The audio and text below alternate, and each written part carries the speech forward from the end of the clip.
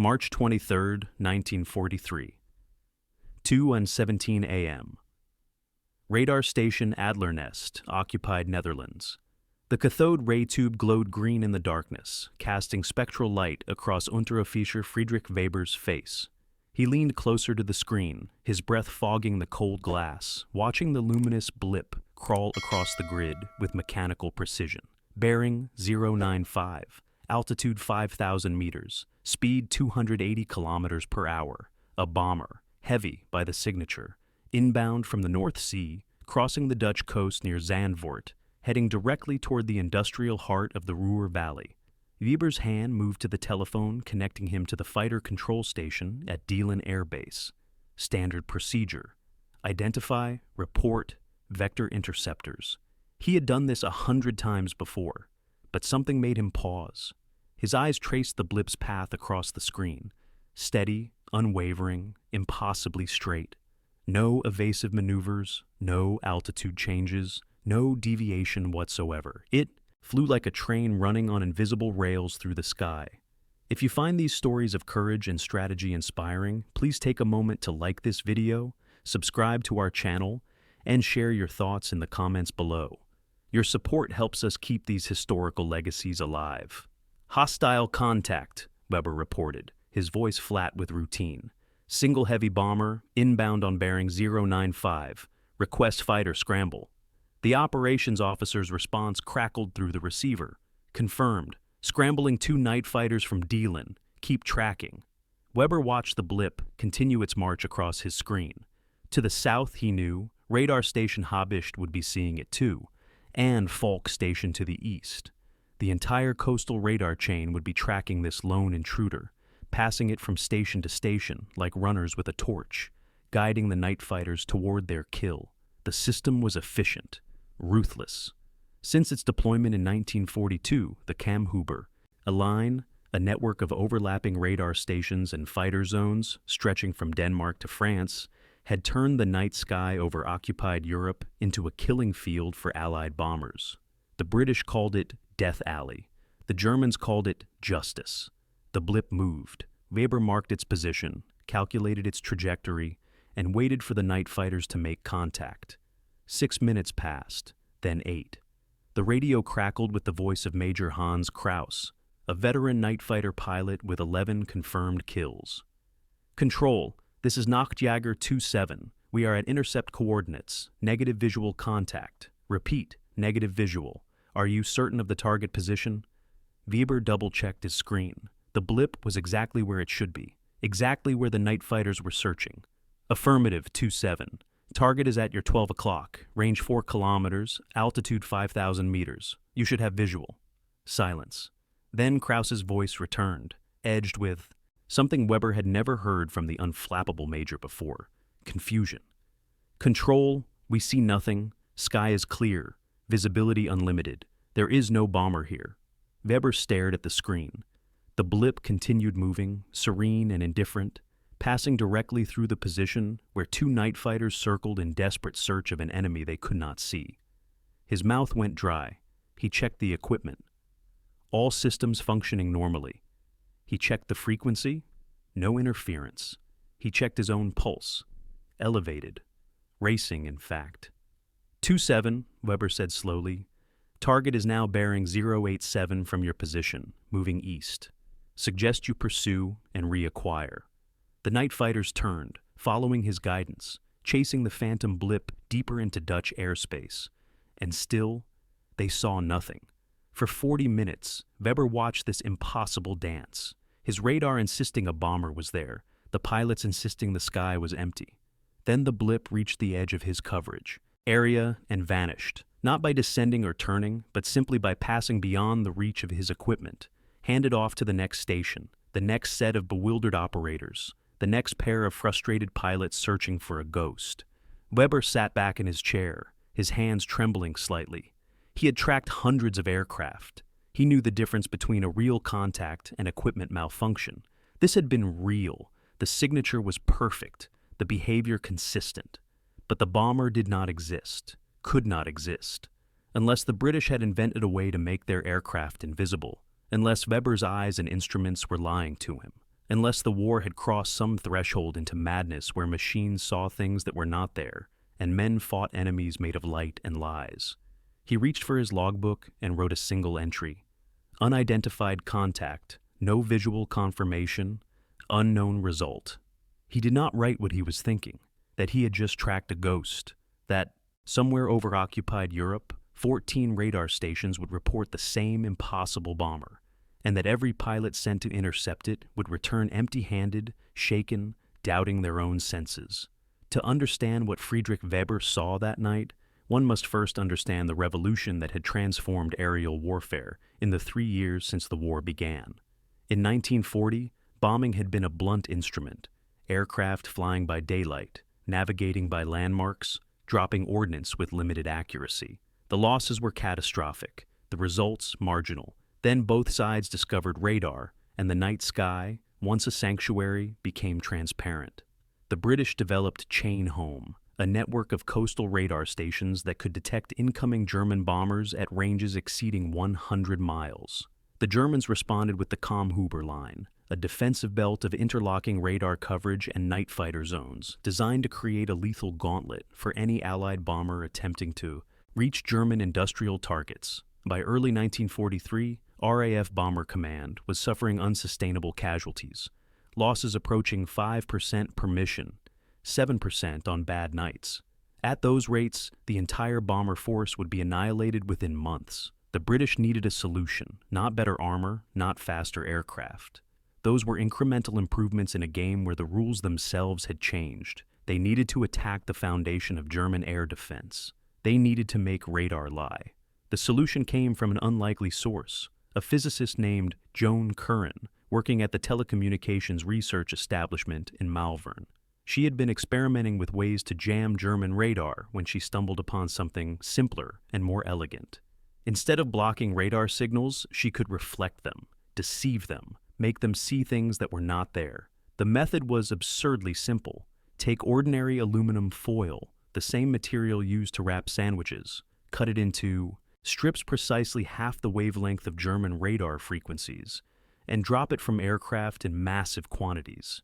Each strip would act as a tiny mirror, reflecting radar energy back to the receiver. Thousands of strips falling through the air would create thousands of false returns, each one indistinguishable from a real bomber. The radar screens would be flooded with contacts. The night fighters would scramble to intercept targets that did not exist. And the real bombers, hidden in the storm of false echoes, would fly through unmolested. The British called it window. The Americans, when they adopted it later, called it chaff. The Germans would call it Düppel, after the forest where they first captured samples. But on the night of March 23, 1943, it was still a secret, still undergoing operational testing, still calibrated to deceive rather than overwhelm. The massive raids where Window would turn radar screens into useless snowstorms of false contacts were still months away. This was something more subtle, more surgical, a single false bomber created by a single Lancaster flying at high altitude, dropping carefully measured bundles of aluminum strips at precise intervals, creating a radar signature that mimicked a heavy bomber but corresponded to nothing solid, nothing real, nothing that could be shot down. Friedrich Weber had tracked the first operational test of a technology that would, within months, render the entire Kammhuber line obsolete. The reports began arriving at Luftwaffe High Command the following morning. 14 radar stations, 42 separate contacts, all describing the same phenomenon. A lone bomber, flying steady courses, showing perfect radar returns, yet invisible to every fighter vectored to intercept. Some stations tracked the Phantom for only minutes before it passed to the next zone. Others followed it for nearly an hour, watching it traverse their entire coverage area without deviating, without descending, without ever becoming real. The initial assumption was equipment failure, a systemic glitch affecting multiple stations simultaneously. Technicians swarmed the radar installations, testing circuits, calibrating receivers, searching for the flaw. They found nothing. Every system was functioning perfectly, which meant the problem was not with the machines, it was with reality itself. General Major Joseph Kammhuber, architect of the defensive line that bore his name, convened an emergency conference at his headquarters in Zeist. The heads of radar operations, night fighter command, and signals intelligence gathered in a windowless briefing room to confront an impossible question.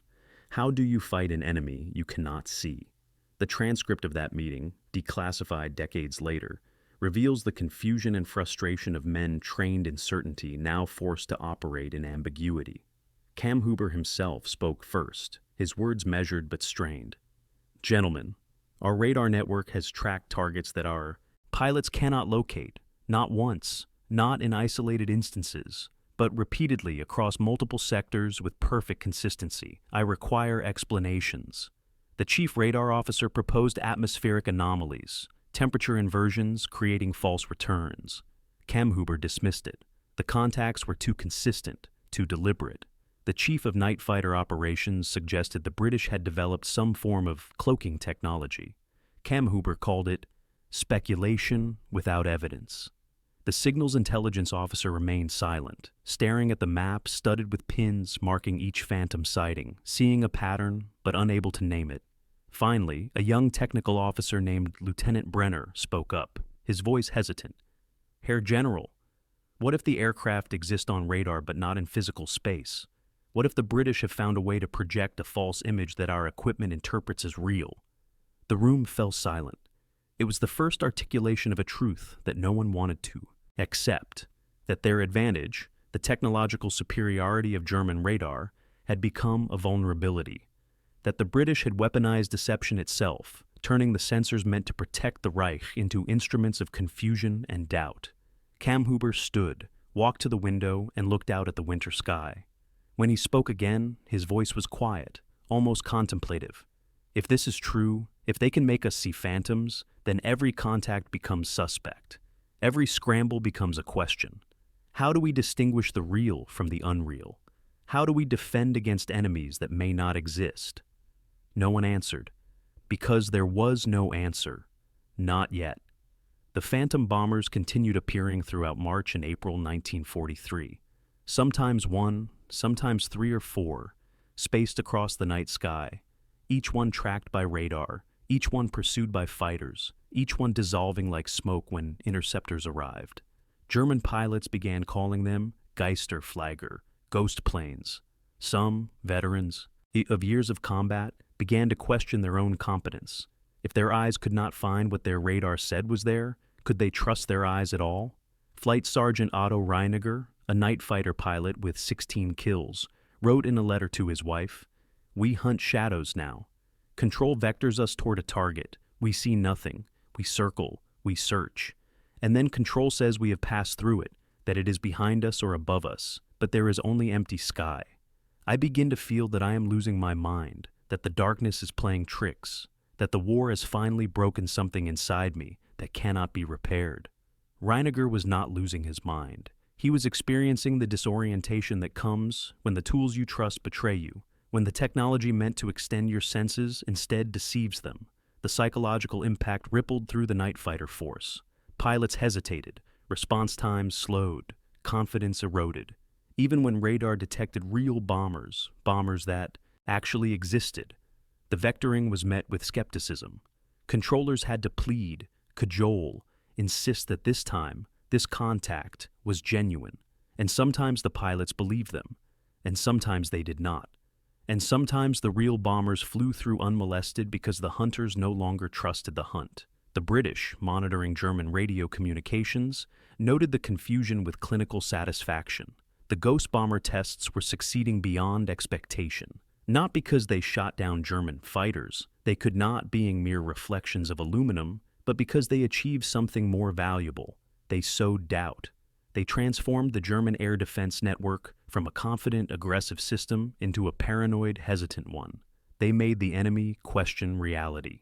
In May 1943, RAF Bomber Command authorized full-scale deployment of Window. On the night of July 24th, during the first raid on Hamburg in Operation Gomorrah, 791 bombers dropped 92 million strips of aluminum foil over northern Germany.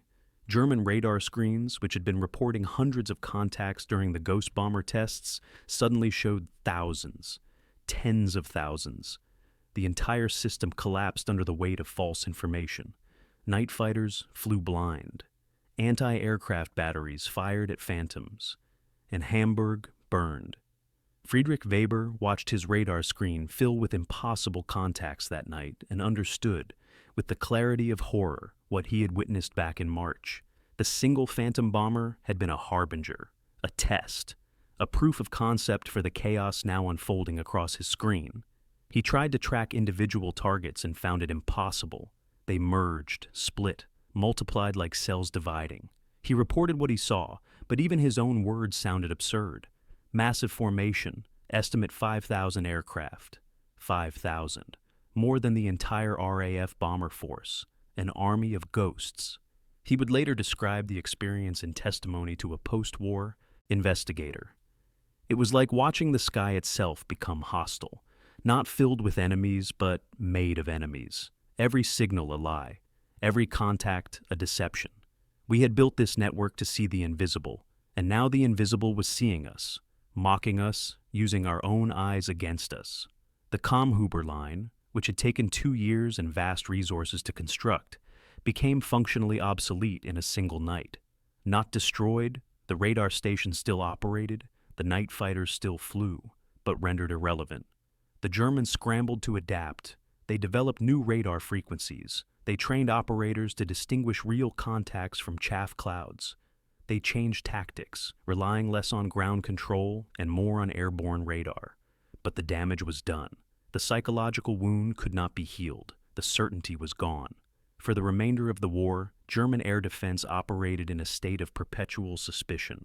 Every raid, even those not using window, was treated as potentially deceptive. Resources were wasted chasing false leads. Real threats were sometimes ignored as suspected phantoms. The British had not just defeated a technology, they had defeated trust itself. The man who dropped the first operational window bundle was Flight Sergeant Colin Harper, a navigator aboard Lancaster PB-472 of No. 101 Squadron. He had been briefed on the mission only hours before takeoff, told that he would be dropping special material at precise intervals along a prescribed route, and that the success of future operations depended on absolute accuracy. He was not told what the material was, or why it mattered, only that timing was critical. Harper flew that March night with a duffel bag full of aluminum strips resting at his station, bound in paper bundles waited to fall at controlled rates. Every 2 minutes, on the navigator's mark, he opened the chute and released a bundle. Watching it tumble away into the darkness below, he imagined it falling into the sea, or landing in some farmer's field. He did not imagine it becoming a bomber, becoming a ghost, becoming the seed of a revolution that would change the shape of aerial warfare. Years later, when Harper learned what he had actually been doing that night, he felt a strange mix of pride and unease. Pride that his precision had contributed to a tactical breakthrough. Unease that he had been an agent of deception, that his hands had crafted illusions, that he had made men see things that were not real and question things that were. It felt like cheating, he admitted in a 1978 interview. But then, war is cheating, isn't it? It's all about making the other fellow believe the wrong thing at the right moment. Harper survived the war, flew 38 missions, returned to England and became a mathematics teacher in Leicester, where he spent the next 3 decades teaching children about truth, proof, and the importance of verifying what you think you know. He never told his students that he had once made 14 radar stations see a bomber that did not exist, that he had weaponized doubt, that his greatest contribution to the war effort had been a lie so perfect it looked like truth. In the archives of the German Federal Military Archive in Freiburg, there exists a folder labeled Ungeklärte Radarphänomene 1943, Unexplained Radar Phenomena 1943. It contains 127 incident reports from radar operators describing contacts that could not be visually confirmed, targets that vanished upon interception, and bombers that seemed to exist only as electromagnetic echoes. The reports span March through July, tracking the evolution of British deception tactics from surgical ghost bombers to massive chaff clouds. One report stands out. Filed by Friedrich Weber on March 24, 1943, it describes in meticulous detail the tracking of the Phantom bomber across his sector. But in the margins, in handwriting that becomes progressively more erratic, Weber added notes, observations, yes, questions. How does it maintain such perfect course? Why no altitude variation? Is this real? And finally underlined 3 times. Are we being tested? Weber survived the war as well.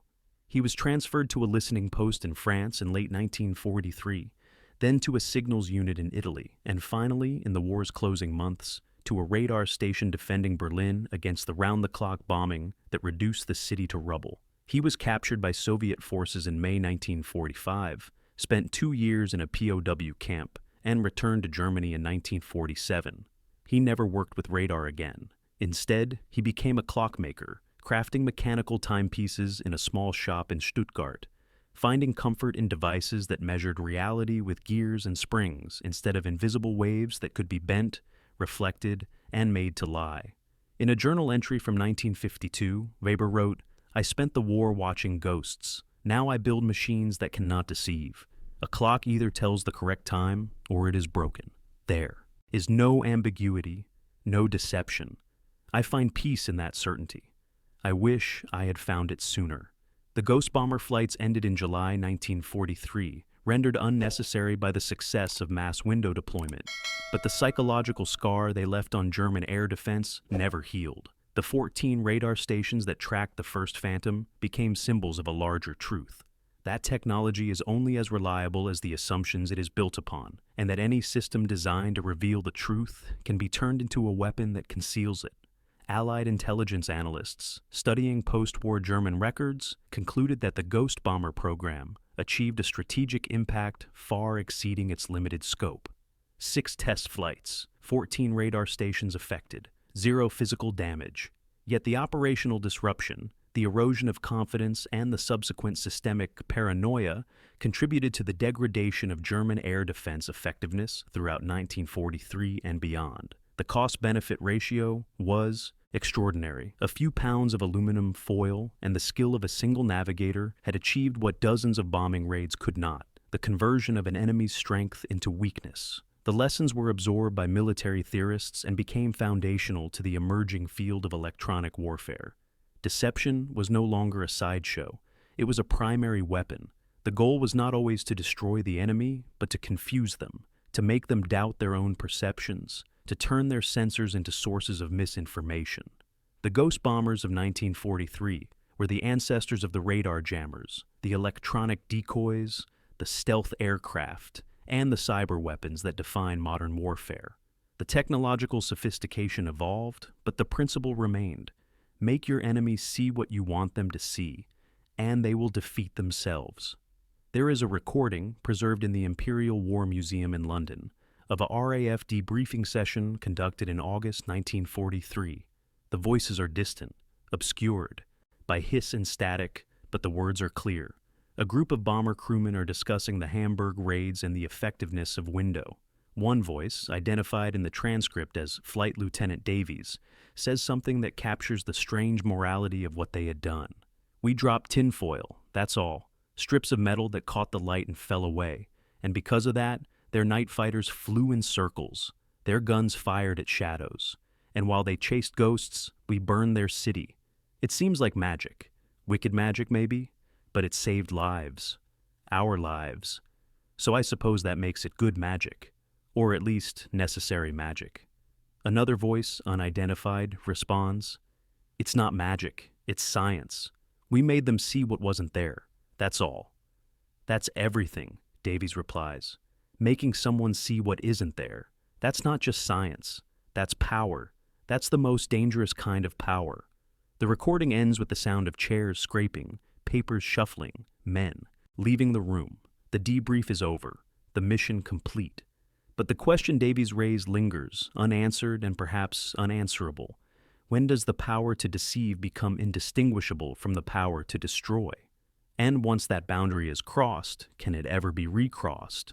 On a winter evening in 1981, Friedrich Weber received a letter from England. It was from a researcher writing a book on radar countermeasures during World War II. The researcher had found Weber's report from March 23, 1943, and wanted to confirm details. He explained what had actually happened that night: the aluminum strips, the false returns, the tests that preceded the Hamburg raids. He asked if Weber had suspected the truth at the time. Weber wrote back, His reply, preserved in the researcher's archives, is brief. I suspected many things, that we were being deceived, that the British had found a weakness in our defenses, that the bomber I tracked was not real. But suspicion is not the same as knowledge. I reported what my equipment showed me, because I was trained to trust my equipment. That trust was betrayed, not by machines, but by men who understood that machines could be made to betray. I do not blame them. I would have done the same. War is deception, after all. But I'm glad I no longer work with machines that can lie. He never wrote to the researcher again. When the book was published in 1984, it included Weber's account of tracking the Phantom bomber, but Weber declined to be interviewed or to have his photograph included. He had moved on. The ghost that haunted his radar screen in 1943 had faded, replaced by the steady, honest ticking of clocks that measured time without deception. The aluminum strips that created the first ghost bomber corroded and vanished decades ago, scattered across the Dutch countryside or dissolved in the North Sea. The radar stations that track them have been dismantled. The pilots who search for them are gone. But the precedent remains encoded in doctrine, embedded in strategy, passed from generation to generation of warriors and theorists who understand that the greatest victories are not always won by force, but by making force irrelevant. The ghost bomber was never shot down because it could not be. It was never seen because there was nothing to see. It existed only in the green glow of cathode ray tubes, in the bewildered reports of radar operators, in the frustrated circles of night fighters chasing emptiness. And yet it was real enough to change the war, real enough to haunt the men who hunted it, real enough to prove that perception, not reality, is the true battlefield. That is the legacy of March 23, 1943. Not the aluminum foil, not the radar frequencies, not the technical specifications, but the understanding that truth is negotiable, that seeing is not believing, that the enemy you cannot touch can still defeat you, not by killing your men or destroying your machines, but by making you doubt the difference between what is real and what is merely reflected light from falling metal, tumbling through darkness, becoming ghosts. Friedrich Weber understood this. Colin Harper understood this. The pilots who flew in circles searching for bombers made of tinfoil and lies came to understand it too. And in understanding, they glimpsed a truth more unsettling than any weapon, that the human mind, for all its sophistication, is easily deceived, that our senses, which we trust absolutely, are fragile instruments playing notes composed by whoever controls the frequencies. The ghost bomber was not a plane. It was a question, and the question it asked, what if everything you see is a lie, echoes still across decades and technologies, through radar screens and computer monitors and augmented reality displays, wherever humans trust machines to tell them the truth about a world that is increasingly built from deceptions so perfect they cannot be distinguished from reality. That is the shadow cast by those falling strips of aluminum. Not darkness, but doubt. Not destruction, but the slow erosion of certainty that turns defenders into questioners and questioners into victims of their own overthinking. The ghost flies still, not in the sky, but in the mind. And it will fly forever, because once you have learned that phantoms can be real, you can never fully trust reality again. Thank you for watching. If you enjoyed this historical deep dive, please like the video, subscribe to the channel, and tell us in the comments which historical figure we should cover next.